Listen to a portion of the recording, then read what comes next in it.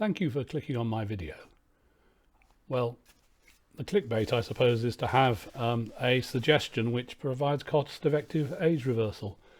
Age reversal is really reversing the deterioration of cells. It doesn't mean you suddenly become like 20 years younger in a total sense, but it means that some of the wear and tear on the cells is reversed, so they're in a better state than they were prior to the reversal. Now, there are lots of proposals around for that, and actually some serious progress has been made, and looking at measurements of how old, how worn out is a cell, things like the epigenome and the like. There has been a test recently reported which has indicated it is possible to do that, and there are various ideas around, and I've got a third suggestion, another suggestion, right, which is all you've got to do is hang on through this, a disclaimer, and then you'll get what the suggestion is. I'm not going to make you sit there for 2 hours whilst you wait to find out what it is, but I would emphasize that you need to talk about these things with a healthcare professional, because although some things are relatively straightforward, other things have complexities. Different people respond in different ways to different ways of doing things. Hence, you do need to do that. Hence, we have a disclaimer next, which is this, which says I'm not medically qualified. I have a degree in physics, so I have some scientific qualifications. I have been a member of Parliament, which makes me a generalist with a lot of broad experience, and I also am a tech entrepreneur and have been for a long time. I happen to also be a musician, which has no real bearing on medical and body and metabolic issues. I'm not a doctor. This is not medical advice, and I produced the video to provide educational information. I study metabolic issues really to improve my own health. Hence, my channel happens to be not monetized, and I'm not sponsored by anyone. And I suggest if you're interested in the proposals, you should discuss the information in this video with your healthcare professional before making any changes yourself. So let's move on to what the suggestion is, and then look at the research as to why it might have merit. Well, the answer is melatonin and berberine. If you don't know what those are, I think you need to study those. I don't really want to explain all the details here, because if you're serious about this, you need to be willing to spend some time looking at it. And Greg Fahy and his company have reported on what's called the TRIM, T-R-I-M, and the TRIM extension trial, which do demonstrate the aspects of the reversal of the age of cells in human beings, because people have done experiments and demonstrated the reversal of the age of cells in rats and mice, but not necessarily in human beings. So this is actually a trial that's going on at the moment, and it's an extension of a previous trial that reported in a paper in 2019, which actually demonstrated reversal of age of cells. And that involved using metformin, which is a drug that's given to people who have diabetes, human growth hormone, and DHEA. But it does actually cost quite a bit, $18,000 per person per year. But if you take melatonin in the right way, your body generates human growth hormone and DHEA sulfate.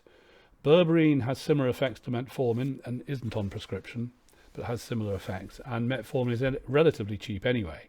And DHES can convert in the body to DHEA. So potentially there's an alternative protocol which is much cheaper.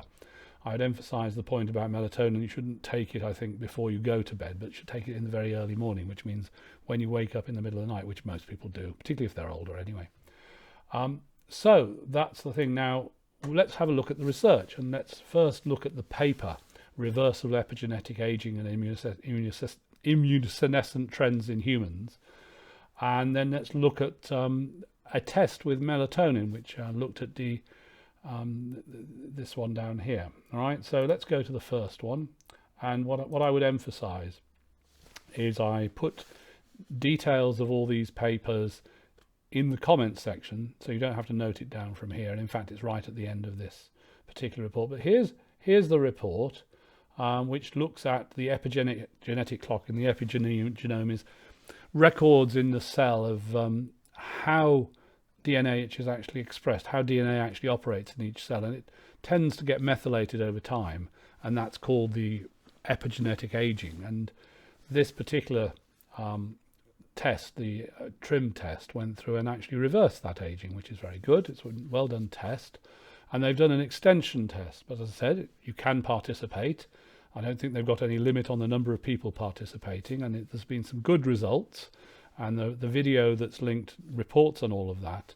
But it does cost $18,000 a year, so that's not cheap. Anyway, so if we go to the other piece of information, which looks at this and the study where it did find that DHES was produced by people who were given melatonin, admittedly at 2 milligrams rather, at 7 p.m. And I don't think that's the best time to get melatonin, really. However, it does demonstrate this possibility, and the question you then have to ask is, to what extent does DHES convert to DHEA, and does melatonin is well known to generate human growth hormone and stimulate the body's production of it, and does it get the balance right? And those are interesting questions. So obviously there are various aspects of aging that I can't remember the current list of limits on aging, but for instance, one is the epigenome, which I mentioned previously. The other one is the NAD levels in the body, and CD38 and inflammation both linked to that. And those positive signs were seen on TRIM from all of those. So let's go a bit further down. The other approaches, well, viral modification for the Yanamarca factors for age reversal, which is potentially quite expensive, and it isn't available today anyway. Resveratrol, well, Greg Fahy, who runs the TRIM trial, doesn't think very much of resveratrol. I don't know, so I'm trying it myself. NAD boosters, which is vitamin B3, that's generally thought to have some positive effects. Calorie restriction and fasting, or particularly actually time-restricted feeding, can help prevent deterioration of cells, which is obviously a good thing. There seem to be various proposals about plasma replacement. Again, that's quite invasive and potentially quite expensive. And there's lots of people looking at this. There's a lot more research going on because obviously the implications for individuals. There's a lot of money floating around. There's probably quite a few charlatans around as well. So be careful if you're looking at this. Try to make sure that there is good peer-reviewed evidence supporting things. So my proposal of melatonin and berberine, I use it myself, which means testing where n equals 1, the number of people it's tested on is only 1. And that's a really unreliable and untrustworthy system of testing because it's not peer-reviewed. There's no placebo testing.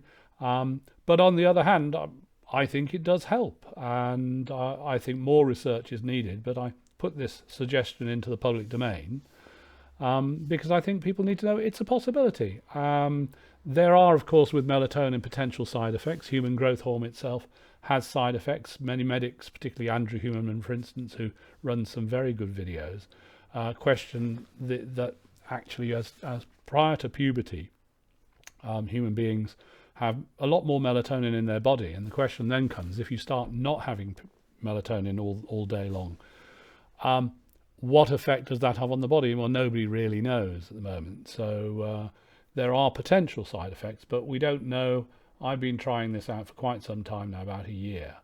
And I think it's quite positive, but again, you need to run these things past a healthcare professional, and obviously it's going to affect different people in different ways, and that's one of the critical things. So coming to the end of this, here we have the things I suggest you read. That most importantly, read the Epigenetic aging paper and watch the video. The video is very good. You could actually watch the video and not read the Epigenetic aging paper. You can, if you then want to read the paper about melatonin and DHEAS. But whichever way, it's worth doing some work on this because you can find that some aspects of your health improve. It doesn't suddenly turn you from my 61-year-old to a 20-year-old. That's I don't think practical. These proposals I don't think would achieve that. But on the other hand, if it does help with health issues, that's a positive thing. And if it's not particularly expensive and melatonin is generally quite cheap to get hold of, then why not give it a go? But do talk to a healthcare professional. And thank you for watching my video.